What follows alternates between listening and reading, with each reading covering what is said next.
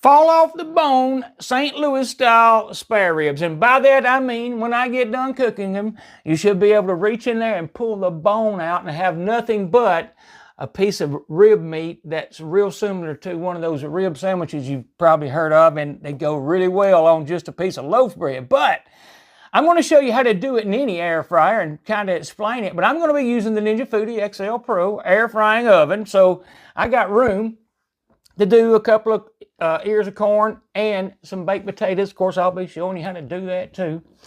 But let's get this started. I'm also going to compare these two Sweet Baby Ray's. They have a original sauce, and then they have one with no sugar. I'm just going to do a little bit of a taste test comparison and see if I can tell any difference or one's better than the other. But let's get this started. I'm John Sanders, also known as Jelly 007. So let's get these St. Louis style spare ribs to where they will fall off the bone. Okay, so I kind of wanted to show you everything up front right quick because some of this may get moved around, but I'm going to show you every step I do. This is the rack of ribs we're using, which is a full rack of St. Louis style spare ribs from Ingles, and they've already cut it down from spare ribs to the St. Louis cut, if you know what that means. Now, my experience is there's usually still a membrane on the back of these, so I'm going to get this opened up, and then we're going to remove that membrane, and I'm going to show you all of that. But I wanted to show it to you before I opened it. And all of this gets done after these ribs start cooking, because we're going to cook these ribs about an hour before we put this in. But I'm going to get those opened up, rinsed off, and I'll bring you back in just a second. Okay, so I just wanted to say that to my surprise, the membrane had been removed. And I'll just say 9 out of 10 times it has not been. And I've got a video that, although there's plenty on YouTube, I'll stick one in to show you how to do it, just in case you don't want to go hunt down one to do it. But I'm also going to remove, like I have right here, this type stuff. Just trim it off, and like this right here, in fact, I know I am. I'll just cut that off. I'll show you the other side right quick. That's what it looks like. And I'm probably going to leave that pretty much as it is. And all I'm going to do is cut it down to fit my pan, which I will get out in just a second. But again, I'll probably insert something I have. I just did one not long ago, so I'll show you how to remove that membrane. It's important. I think it has to be done. I'll be back.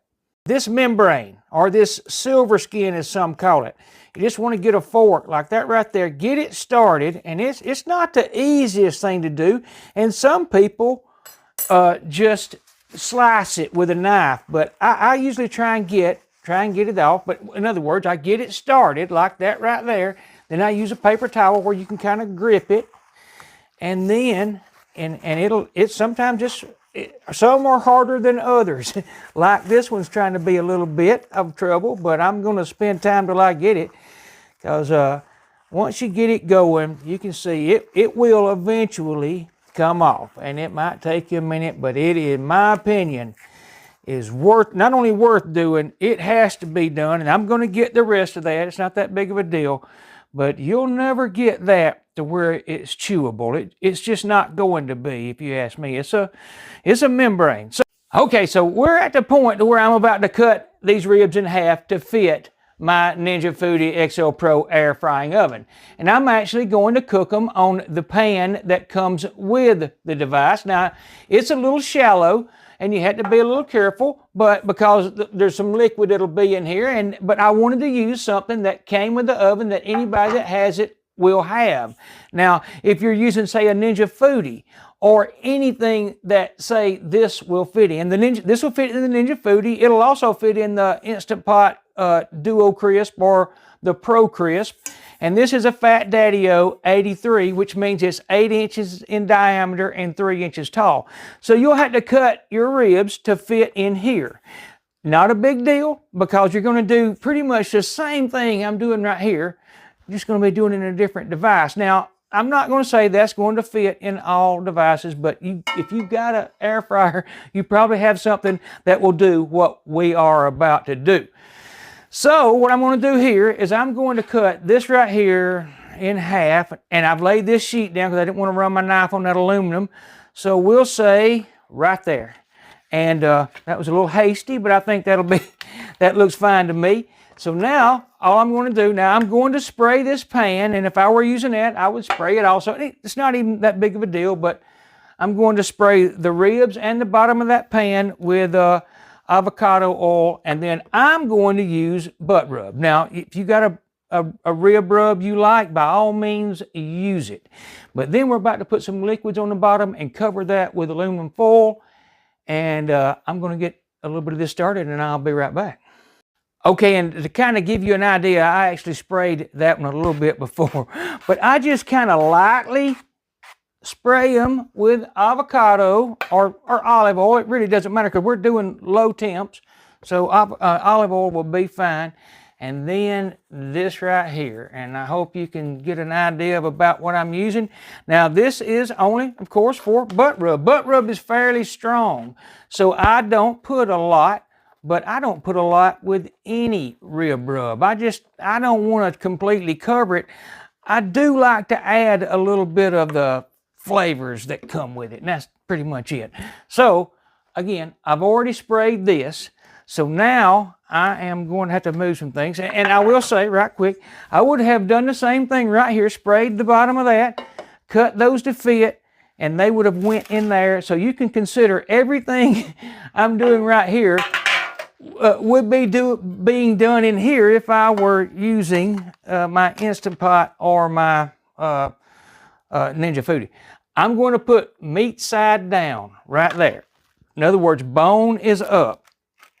Now, the thing I have to do now is mix my little ingredient that I use. You can use so many things doing this that I'm not even going to try and explain them all. I use apple cider vinegar, 2 ounces, 2 ounces of apple juice, and 2 ounces of Coca-Cola.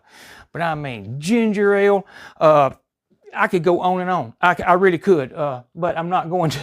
So I'm going to get these in a cup, and then we're going to pour it in there, and I'll show you what I mean by that, because then we're going to cover that with aluminum foil and get it in that oven. So look at that. All right there is my 6 ounces, which is 2 ounces of each of those items right there. That could be a million things, because all you really want is moisture. It could even be water. But I do use Coke. I like to use Coke because it gives it a little bit of color. But even though I have 6 ounces here, and a lot of times I put this in a spritzer where I can spray it, but even though I have 6 ounces, I'm not necessarily going to use them all, because a lot of liquid is going to come off of these ribs. And in this particular pan, it's liable to fill up. Now, I don't think it'll run over, and it might get close, but that, in fact, all I used was about 3 ounces. You can see right there. I used about 3 ounces of those 6, and that is all I'm going to use. Now I'm about to cover it as tight as I can get it with this aluminum foil. Now, if you were using your Ninja Foodi or whatever, you wouldn't have to worry about that as much. But my point is, when you go to take this out, just remember, that's liable to have a lot of liquid in it, and you're not going to be able to shake it a lot. And I'll show you that when we bring them out. So, I'm about to get this covered with aluminum foil, and I keep saying we're going to get it in that oven. Well, we really are in just a second. Okay, so here comes a little bit of an explanation, but here's what I think works perfect with this oven. And this is the bake feature we're going to be using, which is the only one you can get to the temps I want. Well, the temps I want for low and slow ribs is 225 degrees. Well, hard to explain. I don't understand. A lot of people don't understand, but for whatever reason, by using thermometers and stuff, everybody has found that Ninja decided to program in 25 degrees less on their bake feature. Don't know why, maybe there's a reason, but it doesn't matter. All you really need to know, if you have this device, and my oven seems to work perfect, or it gets me 225 degrees if I set it for 260 degrees. Now I'm going to get off of that, and in a minute I'll have a thermometer there and you can see about where we're at. But we're going to cook these ribs for 1 hour at so-called 260, which is actually 225. And then we're going to put the potatoes, which I will have ready by then, the potatoes and the corn in there, and they'll cook out the remainder, say 2 hours usually, maybe a little more than 2. But my point is, when we get done, you'll be able to pull those rib bones out. But this is what I think works best. We are off and running. I do not preheat. There's no reason whatsoever, if you ask me. Okay, and in case you were wondering, I did get my bread off the side of that oven. That would have, before it got warm, that would have been a boneheaded move. Now, I will say, if you're using any other air fryer, you do everything the same. As I said, the liquid and on, cover with aluminum foil, and then set your air fryer, you know, to 225. Or if you can't go as low as 225, just go as low as you can. And then you'll have to adjust times, if you know, depending on how low you can go. But if you can get to 225, that's what I've been cooking ribs at for years, on smokers, on green eggs and everything, and it makes a real tender rib. So I'm about to get these ready and get that added in about 57 minutes. See y'all then. Okay, so we are really close to the end of the 1 hour cook at the 260 I have the oven set for. There is my corn and potatoes rubbed in butter and wrapped in aluminum foil. I've got my temperature probe number 1 in this potato. We're going to set up this cook at, say, we'll go to other, and we're going to tell it we want this potato to be 203 degrees, because that's about where I like potatoes, 200 or so. So 203 is good. So we'll hit start cook. By the way, I don't need volume, but by the way, you have to do that when you're using this meter. Otherwise, it'll kind of shut off. But anyhow, that's another video. 13 seconds left. As soon as that ends, we will be putting those in, and I'll just leave you hanging right here while that comes to an end. So, I'm going to place the corn on the outside, the potatoes, whoops, on the inside. Right now, we're going to raise the time to, I'm going to add 2 hours right now. I tell you what, we'll go 2.5. That would be a total cook time of 3.5 hours. Now we're still at 260. I'm going to hit start. Okay, so here we are at about 40 minutes into the second leg, and I'm seeing around an ambient temperature of the high of about 223 and the low of about 212. But take my word, it's not an exact science. These potatoes are on the bottom, and I can even show you the graph. There's what you're seeing. You can see it's slightly climbing and going up a little bit as we cook. So my point is somewhere around 225, and this works excellent every time I've done it. This is the third time I've done this exact recipe, and they've all worked out where I can pull the bone out, as we'll see in a minute. The potatoes, that's the magic, as I was mentioning a while ago. The magic of it is once my potato hits my target of 203, or say around 200 degrees, and it's at 137 right now, the one I have probed, once it hits temp, in other words, when it's ready to eat, the corn will be too. We'll pull the ribs out, and the corn and the potatoes, put them aside, and then we'll remove that aluminum foil, pour off the liquids, put some barbecue sauce on those ribs, and put them back under that broiler, and you'll see what I mean at that point. After that's done, that's when we're going to pull those bones out and make rib meat, just straight rib meat, which makes excellent sandwiches or just to eat them. But I'll be back in an hour or so. See y'all then. Okay, we have pretty much arrived at the 202 internal temp of the potatoes, and right at an hour and 45 minutes of the second leg. So a total of 2 hours and 45 minutes. And I'll even show you the graph so you can see what the temp did. You can see it kind of drifts up, and I don't know if you can read these numbers. I'll try and make them where you can, but there's your window anywhere between, let's see if I can get a high. Right there is 233 all the way down to 228. It's really hard to do. It's hard to move that, but anyhow, somewhere, it's roughly a 10-degree window, but you see the highs and lows, and I'm gonna get this out of the way. And we are about to end this cook. I'm going to bring the potatoes and the corn out and get them right here, so you can see what I can see. And then we're going to drain the liquids into that Pyrex dish. So right now, Okay, now here is the tricky part. I've got the potatoes and the corn out, of course, but now you've got to be careful. And I started not to show this, and I decided I better, because I guarantee you there is liquid in there, and it's probably rather, you know, that tray may be somewhat full. You don't know till you open it. So I'm going to very easily, I'm going to move this one to right here. And then we're going to open it up and see. So I wanted to do that so you could see if I had any issues. But you do have to be very careful. I'm going to try and do it on camera, as a matter of fact. Let me move this so you can see what to expect, because it's a little different every time. And that's why I only used, wherever that thing is, half of what half of the liquids I had. You don't want to, you're not trying to submerge them by any means. Just wet the bottom of the pan, and that way you don't have to worry about so much. You know, we don't want it running over by any means while it's cooking.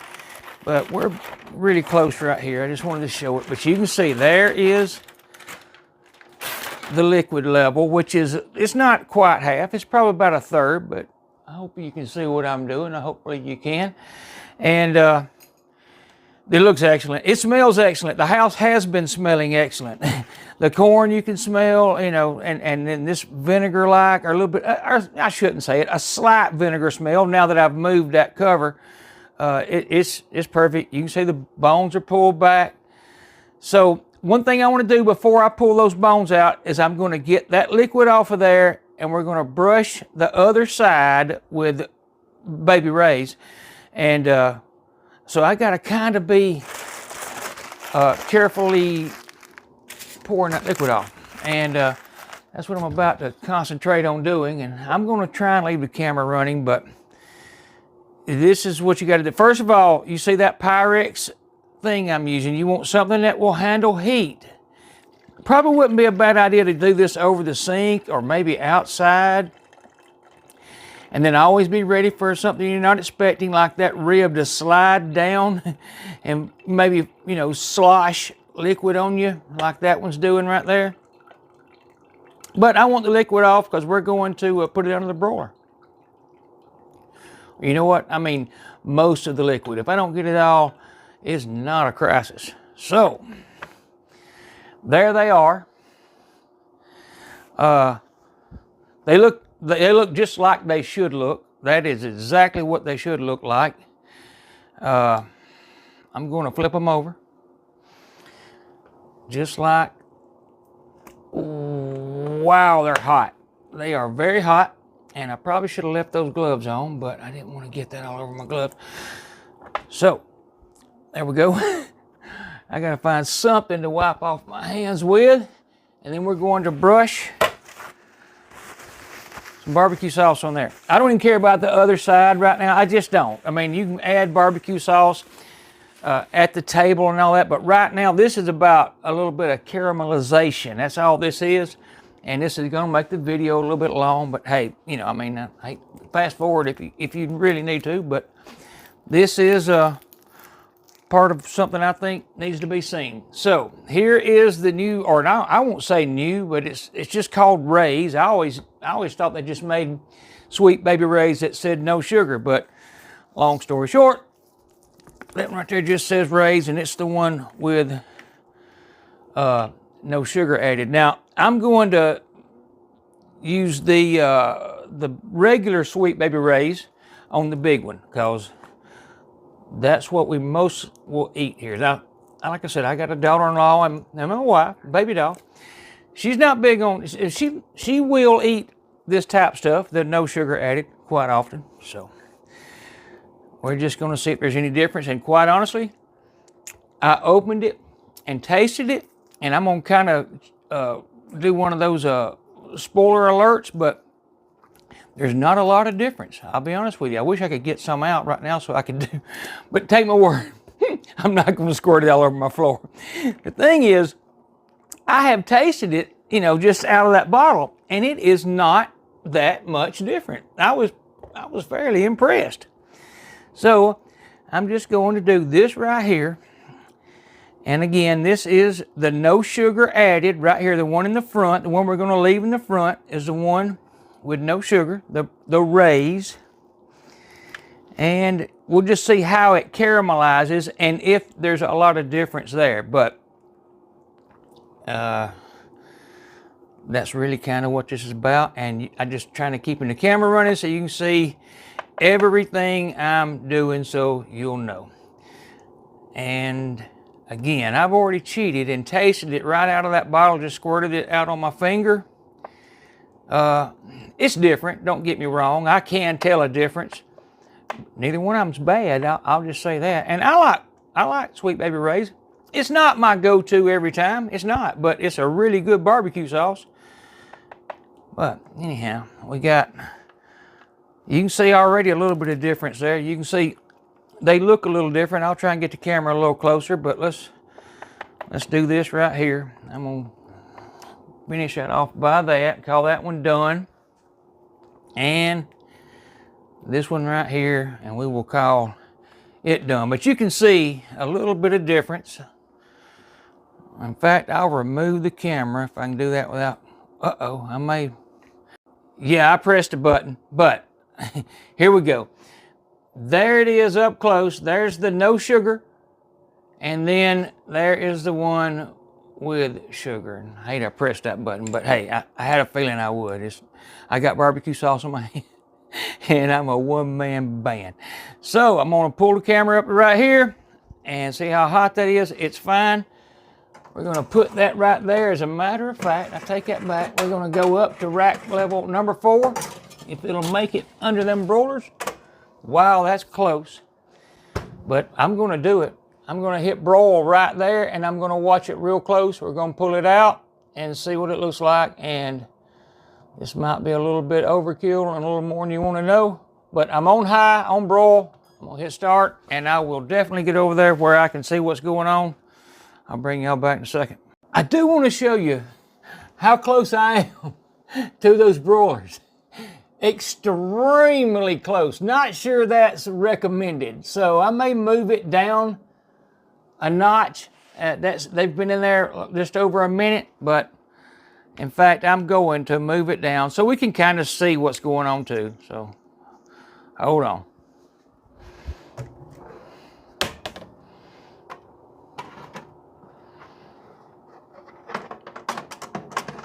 So there you go. There's one notch down. That was really close, really, really close. So now it's not as bad as it was. So I'll bring y'all back in a couple of minutes and we'll see what it looks like. I'm not gonna let it go too long. It's not that big a deal. I just wanna, see what it does. Okay, there's what it looks like. There's 3 seconds left for the first 5 minutes, but you can see that it has 3 elements in the top that do a real good job. We'll pull it out and see how they look right quick. I thought there was more time than that, but there wasn't. Find something to grab that with. This ought to do it. And you can see the differences right there. This one looks a little drier. In fact, you know what I'm gonna do? I'm gonna let that go at least maybe one more 5-minute run. I'm gonna spin that around. Go back to broil on high, 5 minutes. And while I get the corn and all ready over here. So, be back. Okay, so we're at the end of the second 5 minutes of broil high. And here's what they look like. And we're about to get them on the plate. And I'm going to get my pictures made from my YouTube. That's the one with the no sugar, and that's the one with sugar. Now, right out of the oven, I know which one looks best, and you can make your own decision. And you could run a little more time on that, of course, but they look fine for what I'm doing right now. We're fixing to see how those bones come out. So I'm gonna leave them in there to stay warm while I get all the rest of my stuff ready. Be back. Okay, right there it is, and that's a perfect meal for 2.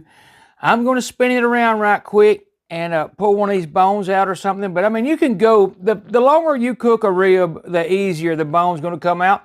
Now, that right there, I'm eating this one. This is the one with the sugar. Baby doll's not crazy about the ones with the sugar, but you can see, you can do this right here. And I'm not going to try and destroy it because I'm going to eat part of it tonight, but it's kind of for tomorrow too. But that right there is what I mean by pull the bone out and make a rib sandwich. Not to mention all of this. Now I am fixing to eat a lot of this. And that rib is going to be excellent. I'm not even going to try and eat any of it on camera. I've already made a mess, and I haven't even ate any. I mean, it's barbecue. It's what it's supposed to be. But I don't have to tell you, it's very good. I'm just not going to. It would make. I am too. I'm going to eat one bite. And very good it is. And I'll say this. That right there, shockingly good. You can see it does a little different under the broiler, but hey, it works. And that's what you get with some St. Louis style spare ribs in the Ninja Foodi. Honestly, with any air fryer, if you just do the ribs. But anyhow, hey, I love y'all all. You know what I want. Thumbs up if you can. I appreciate it. Y'all come back to see me. I'm fixing to eat this supper of mine. I love y'all all. Come back to see me, and bye-bye.